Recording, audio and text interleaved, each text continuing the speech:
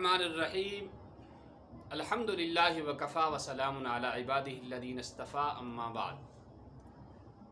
سجاد احمد صاحب لنگیٹ کشمیر سے سوال کر رہے ہیں کہ ایک آدمی کی دو بیویاں ہیں، ایک بیوی کا انتقال اس کی زندگی میں ہی یعنی اس آدمی کے انتقال سے پہلے، ان کی وفات سے پہلے ہی ان کی ایک بیوی کا انتقال ہو گیا، اور دوسری بیوی جو ہے وہ ابھی حیات ہیں، اس کے بعد شوہر کا بھی انتقال ہو گیا۔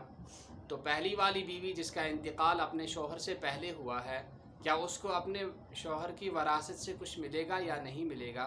اس کا جواب یہ ہے سجاد صاحب کہ پہلے والی جو بیوی ہے جس کا انتقال شوہر سے پہلے ہی ہو گیا ہے، اس کو اپنے شوہر کی وراثت سے کوئی حصہ نہیں ملے گا، اور جو دوسری بیوی ہے اس کو تو ملے گا۔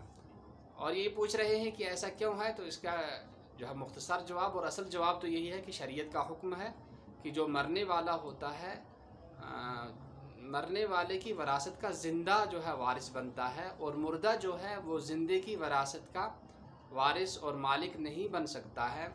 اور اگر عقلی طور پر دیکھیں تو یہ وجہ ہے کہ چونکہ جب آدمی مر جاتا ہے تو وہ دنیاوی ضروریات کی دنیاوی ضروریات سے بالکل آزاد ہو جاتا ہے، اس کو دنیاوی ضروریات مال کی، کھانے پینے کی ضرورت یہ نہیں رہتی ہے۔ اس لیے شریعت نے بھی مرنے والے کو کسی چیز کا مالک نہیں بنایا ہے اور نہ ہی کسی چیز میں اس کا حصہ لگایا ہے۔ اللہ تعالی ہم سب کو عمل کرنے کی توفیق نصیب فرمائے۔